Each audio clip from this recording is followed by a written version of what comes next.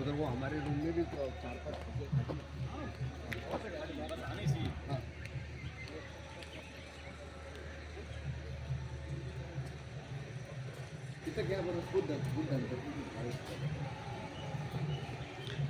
तथागतांची मूर्ती आहे. सरदार साहेब आहेत माझ्याबरोबर.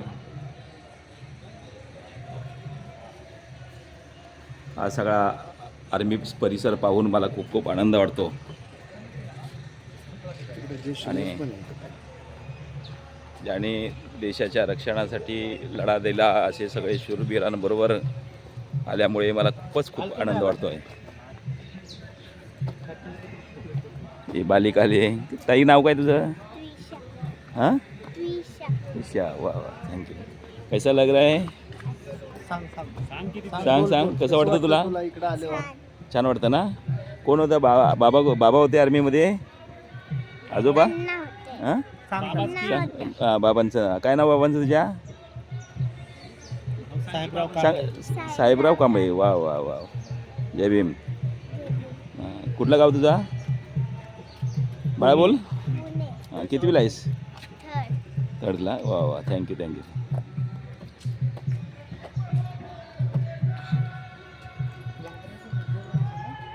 13 मार बटालियनचा डायमंड ज्युबली कार्यक्रम पुणे औंध या आर्मी सेंटरमध्ये अतिशय सुंदररित्या सकाळपासून चालू आहे.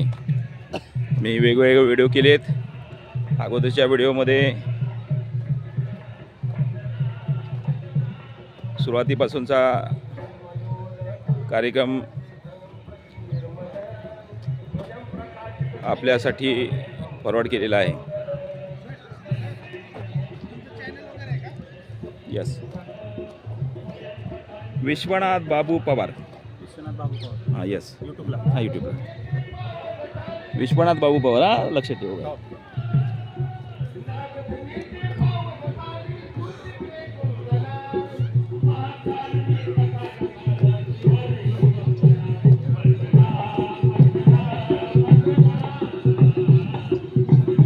थँक्यू.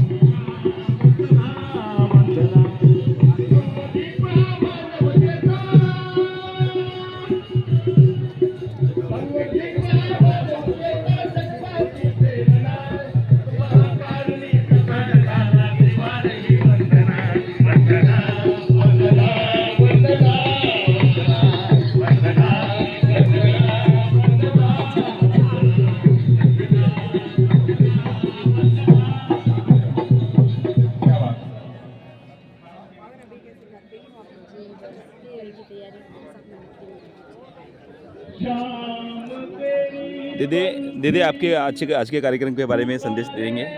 बोले कहाँ से है आप?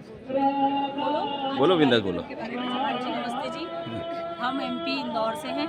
ओके. आज का कार्यक्रम के आने के बाद कैसा लग रहा है आपको? बहुत अच्छा लग रहा है जी. Okay thank you.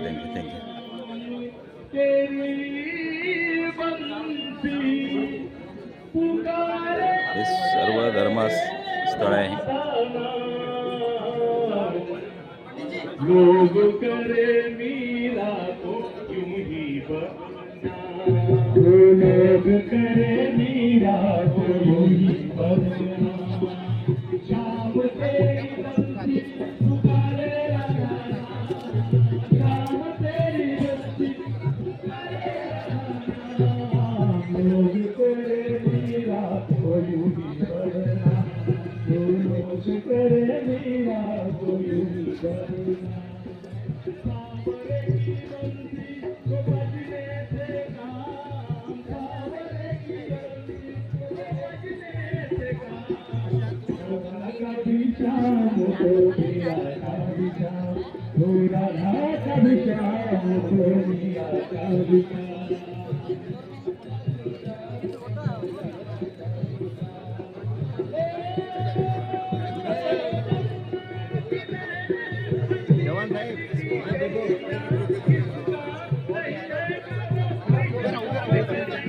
या आजच्या कार्यक्रमाच्या निमित्तानं संदेश द्या सर.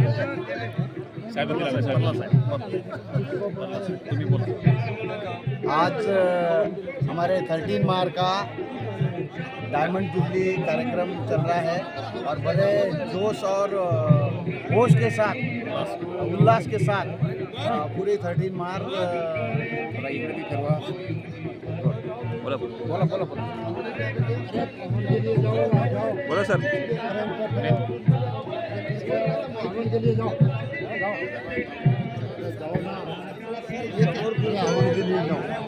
आपने खींच दिया मेरे को पीछे से.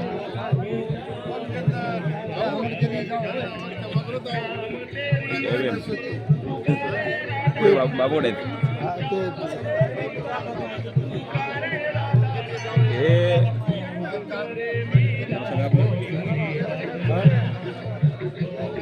हे मोहिते साहेब आले खेड तालुका पोसरी गावातून आले. आजच्या कार्यक्रमाच्या निमित्तानं आपण काय संदेश देऊ इच्छिता? खूप बरं वाटतंय बघून सर्वांना. बोला बोला बिंदास. खूप बरं वाटतंय सर्व सैनिक एकत्र बघून. तुमचे वडील 50 आर्मीमध्ये वर्षांनी माझे वडील सर्व मित्रांना भेटतात. खूप खूप धन्यवाद. महारेजिमेंट खूप चांगलं आहे.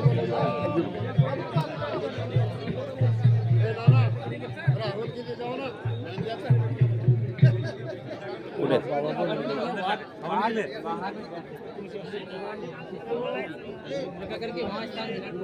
थांबा आलो.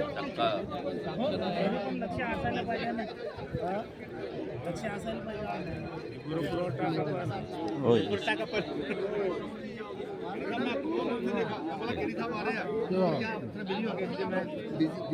साहेब मित्र मोहिते साहेब आहेत.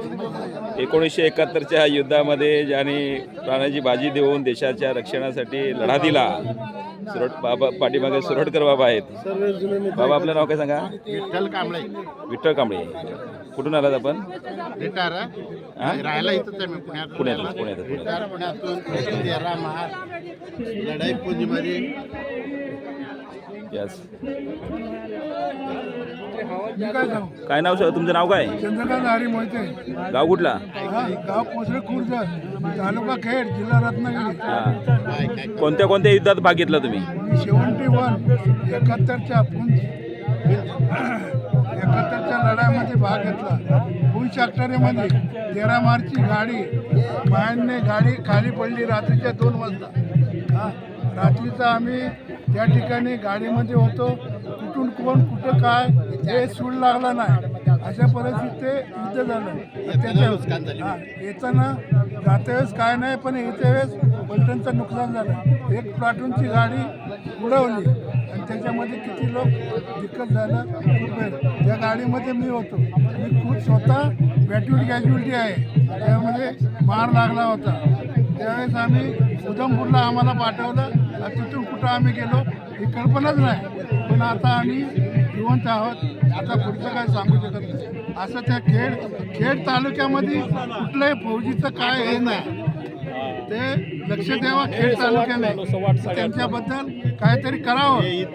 वाटचाल किती लोक रत्नागिरीचे आहेत, पण काय त्यांचं नाव निशाणा कोण काढत नाही. खेड तालुक्याने तहसीलदाराने ऑफिसरांनी इकडे लक्ष द्यावा. माजी सैनिकांसाठी घर जमीन नाही, घरे बांधायला जागा नाही, काय नाही. आता त्यांनी करावं. इकडून आला असं एवढंच बोलून गोविंद गारकर करून एक कैफियत आमच्या मोहिते साहेबांनी सांगितलेलं आहे. बाबा आपल्या युद्धाच्या संदर्भात काय प्रसंग काय युद्धाच्या प्रसंगातले काही महत्वाचे काय सांगू शकतो? वस्तीशीर आमची म्हणजे आम्ही पुढे पारवट लावतो तेवढं नक्की सांगता येणार नाही मला. याद कमी आहे. ऐकू येत नाही त्यांना. संदेश आजच्या दिवसानिमित्तानं काय बोलता?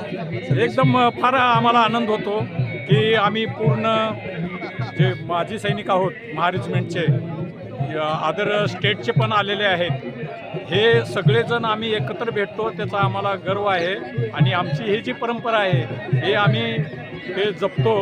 त्याचा पण आम्हाला आनंद आहे. सर बोला बोला. जय भीम सर. 13 महार आणि महारेजिमेंट ही या इंडियन आर्मीमध्ये उच्च दर्जाची रेजिमेंट आहे आणि त्याच्यात 13 महारने खूप असं पहिल्यापासूनच सर्व पर्यंत नाव गाजवलेले. आता 2 साइडिशन 71चं युद्धाचं बॅटल ऑफ ऑनर आणि बहुत सारे अशोक चक्र, कमानिशन कार्ड असे बहुत सारे खूप सारे अवॉर्ड मिळालेले आहेत. तर आम्हाला नाज आहे, आम्हाला गर्व आहे या 13 महारचा. 13 महार की जय.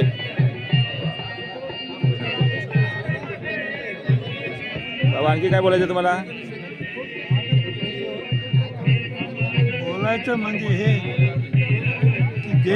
की देशासाठी जे बलिदान देतो, आपलं मुलं बाळं लेकर बाळं सर्व सोडून सनी देशासाठी जो बलिदान देतो, देशासाठी जो लढतो, त्यांच्यावरती त्यांच्या घरावरती अत्याचार व्हायला नको. अरे छान. तो फौजमध्ये असताना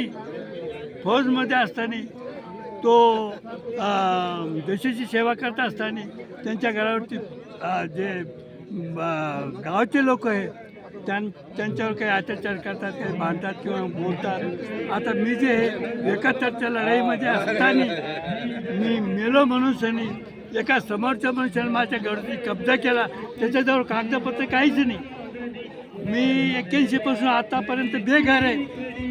कलेक्टरला जातो, शिवोला जातो, बंबईला जातो, दिल्लीला जातो, मुख्यमंत्र्याला भेटतो, तरी कोणी ऐकायला तयार नाही शासन. तर ह्या असं व्हायला नाही पाहिजे. फौजेवरती कोणीही अत्याचार करायला नाही पाहिजे, हे माझं म्हणणं आहे. आणि झालाच तर त्यावरती कानून कारवाई झालीच पाहिजे, असं माझं मत आहे. माझं घर मला मिळावा. मी 81 पासून बेघर आहे. नसता मला या देशाची सेवा करून त्यांनी माझं काही फायदा झाला. मी घरी असतो तर माझं घर आहे ते गेलं नसतं. देशाची सेवासाठी गेलो मी तर माझ्या घरावरती मेला म्हणून एका समोरच्या व्यक्तीने माझ्या घरावरती अत्याचार केला. हे आहे एका माजी सैनिकाची व्यथा, ज्याने 1965 आणि 71च्या युद्धामध्ये ज्यांनी भाग घेतला. असे सुरडकर बाबा औरंगाबादवरून आलेत. ते ज्या वेळेला देशाच्या रक्षणासाठी सीमेवर लढत होते आणि इकडे त्यांचं घर कोणी शेजारी पाजारी माणसांनी हस्तगत केलं, ते हस्तगत त्यांना मिळत नाही आणि त्यासाठी ते सातत्यानं प्रशासनाकडे लढा देत आहेत. माजी सैनिकाच्या अशा प्रकारच्या व्यथा शासनाला दिसल्या पाहिजेत आणि शासनाने माजी सैनिकांचे प्रश्न सोडवले पाहिजेत, अशा प्रकारची भूमिका सुरडकर साहेबांनी मांडलेली आहे. आणि या देशाच्या शूरवीरांच्या बाबतीत असं घडत असेल तर सर्वसामान्य माणसांबाबतीत काय नेमकं घडले या संदर्भात काय बोलावं असं वाटतं की ज्यांनी देशाच्या रक्षणासाठी असा प्राणाची बाजी लावून लढा दिला, त्यांच्याच बाबतीत असा अन्याय सहन करावा लागतोय. देश वाचवण्यासाठी सीमेवरती लढा देतात आणि त्यांच्या घरावरतीच अत्याचार होतोय. ही अत्यंत खेदजनक बाब आहे.